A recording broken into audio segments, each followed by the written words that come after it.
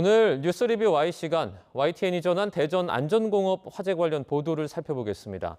함께 이야기 나눌 두 분 모셨습니다. 먼저 반유미 시청자 평가원입니다. 이동우 해설위원 실장입니다. 74명의 많은 사상자를 낸 참사였습니다. 그런 만큼 화재 원인을 찾기 위한 작업과 책임 소재 규명을 위한 수사가 동시에 빠르게 진행되며 관련 소식이 잇따르고 있는데요. 자, YTN 보도 어떻게 보고 계십니까? 네, 지난 3월 20일 YTN은 대전에 위치한 자동차 부품 공장의 화재 발생 및 국가소방동원령 발령 소식을 전했습니다. 속보를 전하는 중에 인명피해가 구체적으로 확인되고 시청자 제보 영상을 통해서 현장 상황을 확인해야 했을 만큼 화재 소식은 긴박하게 전달되었습니다. 먼저 화재 발생 초기에 현장 소식에 관한 자세한 정보는 제보자 인터뷰를 통해서 우선 확인할 수 있었는데요. 진짜 그 옆에 차 타고 지나가는데도 열기가 엄청났고요. 예.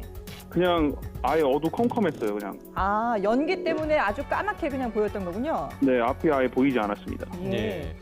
소리 지르면서 그냥 대피하라고 그러시고 뭐 부상자는 앞쪽 주차장에 누워 그냥 그쪽으로 대피해 있으라고 했습니다.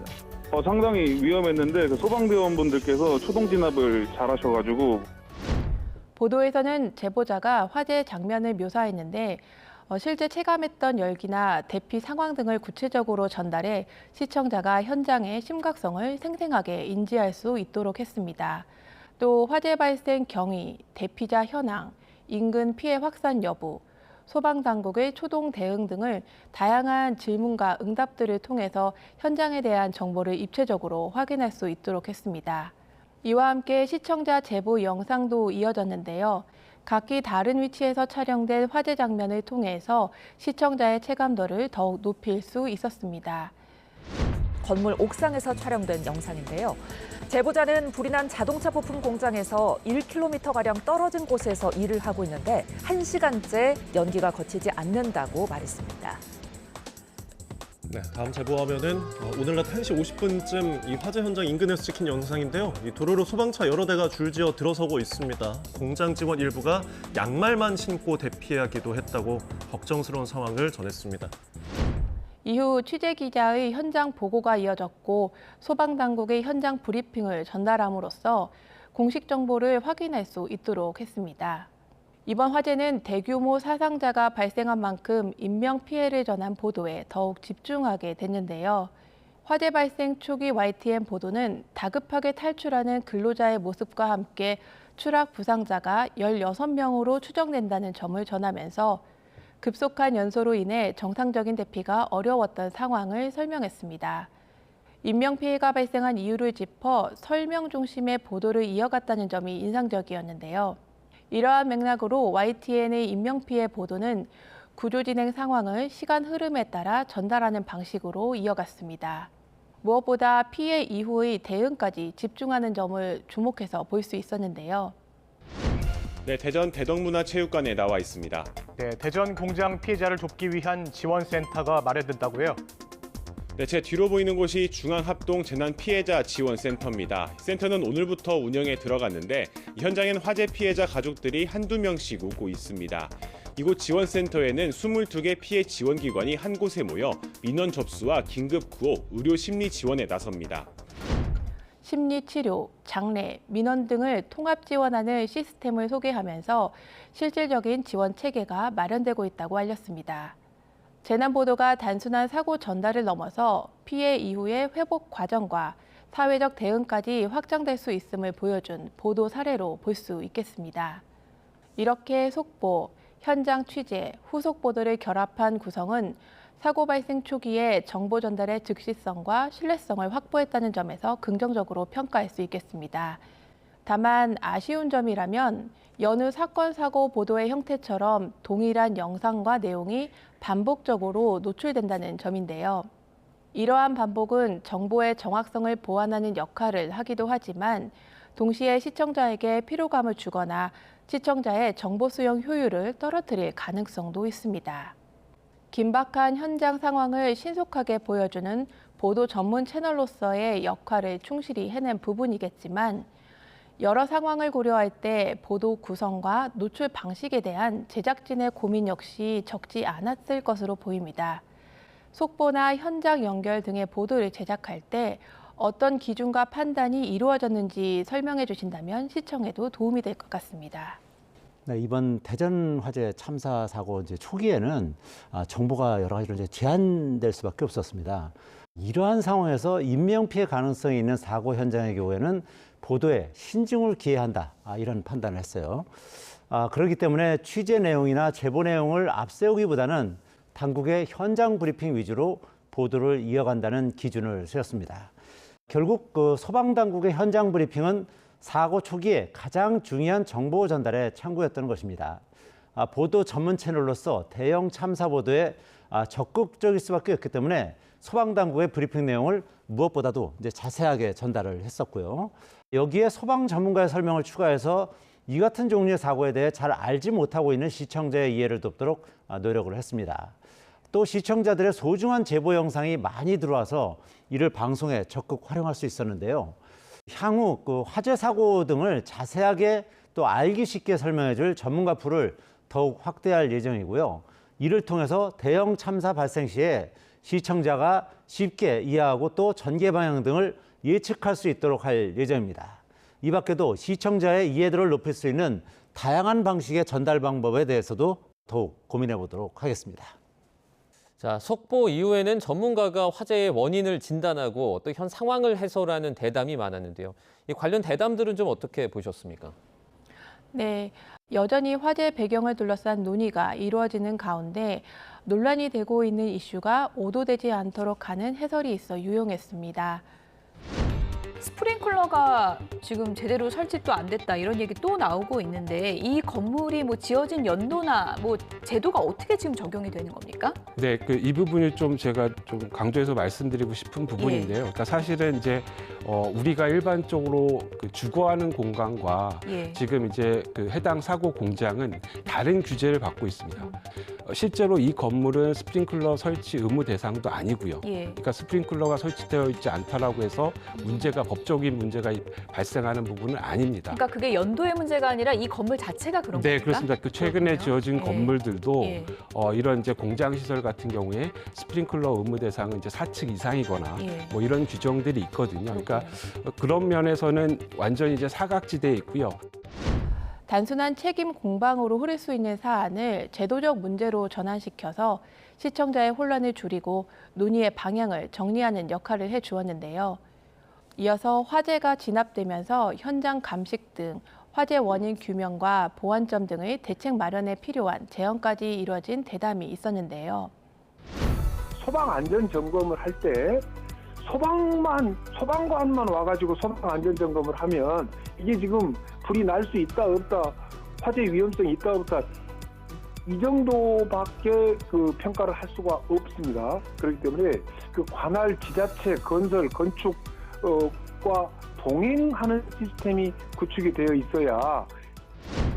최근 산업 현장의 화재가 복합적인 원인에 의해 대형 피해로 이어지고 있는 양상을 보인다는 점을 고려해 보면 유관기관의 공조를 바탕으로 한 통합 대응 체계의 필요성을 잘 짚어주었다는 점에서 의미가 있겠습니다.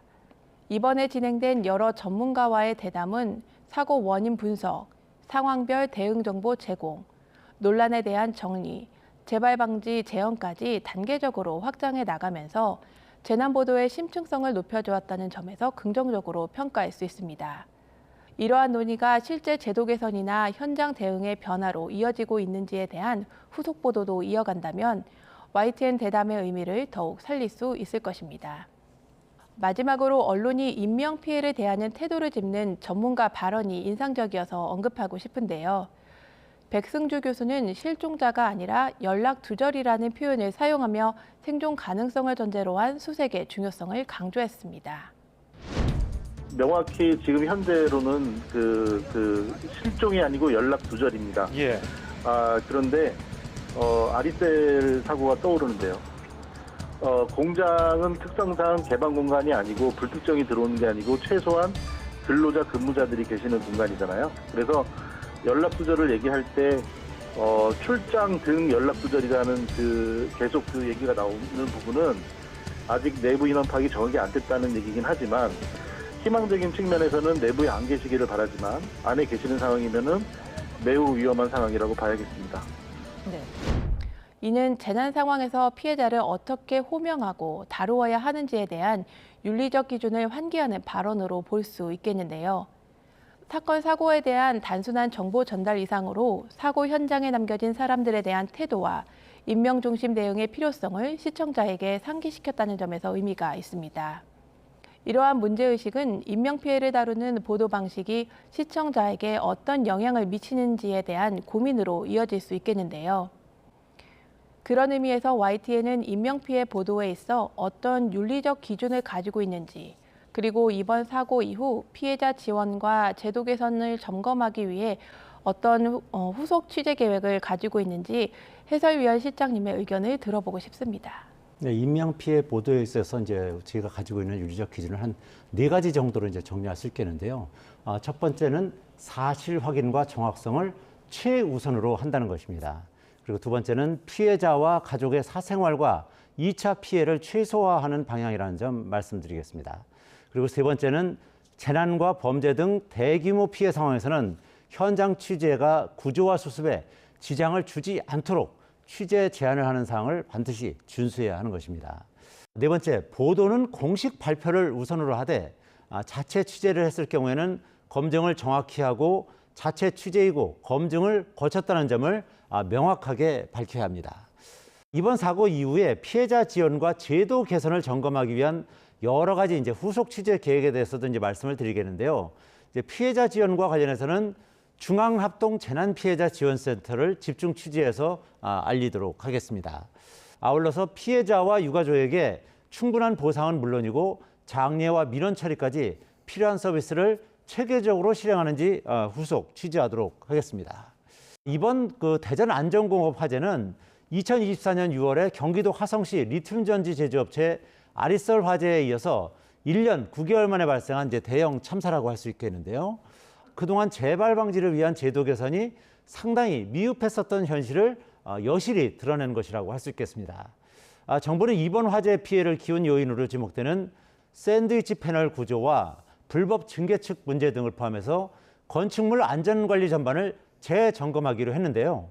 YTN은 이 같은 정부의 대책이 제대로 준비되고 실행되는지 철저하게 점검하도록 할 예정이고요. 아울러 향후 안전공학과 비슷한 공장의 구조적 위험 요인을 점검을 하고요. 또 전문가들과 함께 재발 방지 대책을 마련하는 리포트와 대담 등 관련 시리즈를 철저하게 준비하도록 하겠습니다. 네, 이제 말씀해 주신 것처럼 여러 면에서 아리셀 화재 참사와 유사하다라는 지적이 나옵니다. 이 사고의 원인과 대책을 분석한 보도들은 좀 어떻게 보셨습니까? 네. 대피도 진화도 쉽지 않았던 만큼 불이 무서운 기세로 빠르게 확산했다는 것을 보도를 통해서 확인할 수 있었는데요. 이에 따라 화재 발생의 원인뿐만 아니라 현장의 특수성을 고려한 새로운 대응 체계에 대한 고민도 이어가야 할 것으로 보입니다. 먼저 다수의 보도를 통해 확인된 것처럼 금속 나트륨 폭발은 이번 화재의 피해 확산과 또 진압 어려움의 주요 배경으로 지목됐습니다. 초기 진화에 나선 소방당국은 충분한 물을 뿌릴 수 없었습니다. 공장에 보관된 101kg 나트륨 때문 자동차 엔진 밸브 생산에 쓰이는데 물과 닿으면 폭발합니다. 나트륨을 비롯해 리튬과 소듐 등과 같은 금수성 물질로 인한 화재 현장 진화 어려움은 매년 발생합니다. 재작년 6월 화성 리튬전지 제조 공장 화재 역시 물에 닿은 리튬이 인화성 가스를 내뿜고 폭발적으로 연소해 피해를 키웠습니다. 전문가들은 초기 진화를 방해하고 2차 폭발로 이어질 수 있는 위험 물질에 대한 관리 기준이 더욱 강화돼야 한다고 지적합니다. 소방당국이 해당 공장에서 위험물 안전관리법 위반 사항을 파악한 건 사고 발생 36일 전인 지난달 12일. 다음 날 관련 부서에도 내용이 전달됐던 것으로 알려졌습니다. 하지만 구체적인 위반 내용과 후속 조치가 제대로 이루어졌는지는 확인되지 않았습니다. 최근에 발생한 산업 현장 화재가 단순 가연물 중심의 화재가 아닌 나트륨과 같은 위험 물질이 결합된 형태로 변화하고 있다는 점을 확인할 수 있었고, 또 이러한 환경 변화는 화재의 확산뿐만 아니라 진압 방식까지 어렵게 만들고 있다는 점에서 기존 대응 체계의 한계를 짚어주었습니다. 이처럼 산업 현장의 특수성과 함께 구조적, 제도적 문제를 함께 짚으면서 개선의 필요성을 더욱 강조했다는 점에서 의미가 컸습니다. 이번 대전 안전공업 화재는 화성 아리셀 공장 화재 이후에 가장 큰 인명피해를 낳은 산업 현장의 참사로 기록됐습니다. 대낮에 벌어진 화재임에도 이토록 많은 희생자가 발생했다는 사실은 우리 산업 현장의 안전 수준이 얼마나 취약한지를 다시 한번 냉혹하게 드러낸 건데요. 철저하게 원인을 규명하고 책임자를 엄중히 처벌하는 한편 유가족과 피해자들에 대한 지원에도 한치의 소홀함이 없어야 할 것입니다. YTN 역시 참사의 원인을 끝까지 추적하고 대안을 제시하는 언론 본연의 역할을 충실히 해내겠습니다.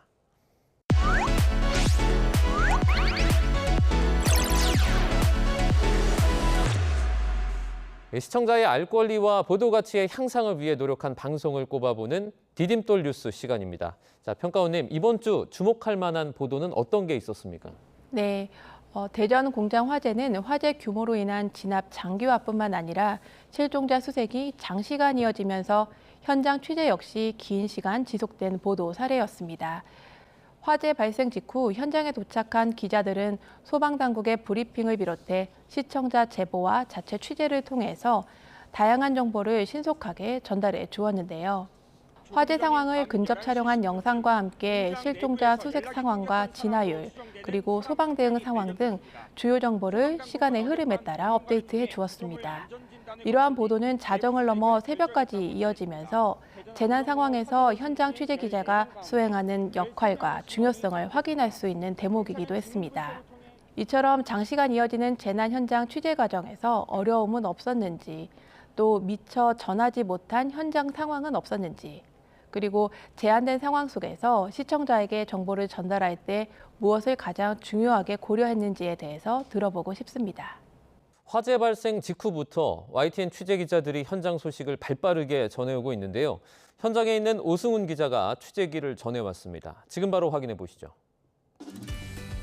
네, 저는 지금 대전 안전공업 화재 현장에 나와 있습니다. 제 뒤로 보시는 것처럼 화재로 인해 건물이 무너져 내린 모습이 보입니다. 당시 하루 종일 현장에 남아서 새벽 동안 중계를 타고 시신이 수습되어서 나오는 모습을 볼 수 있었습니다. 유족과 함께 그나마 구조되기를 바라는 마음으로 취재를 했던 것 같습니다. 무엇보다도 현장감 있는 모습을 전해주기 위해 노력했던 것 같습니다. 인명피해는 어느 정도 있는지, 재산 피해 규모는 얼마나 되는지, 또 화재 진화율은 어느 정도 됐는지 현장 상황을 있는 그대로 전해주기 위해 노력을 했습니다. 현장에서 희생되신 많은 분들, 무엇보다도 가장 안타까운 마음으로 지켜본 시민과 피해자분들, 돌아가신 분들의 명복을 빌면서 대전 안전공업 화재 현장에서 전해드렸습니다. 그럼 오늘 뉴스 리뷰 Y 마무리해 보겠습니다. 두 분 오늘 말씀 잘 들었습니다. 고맙습니다.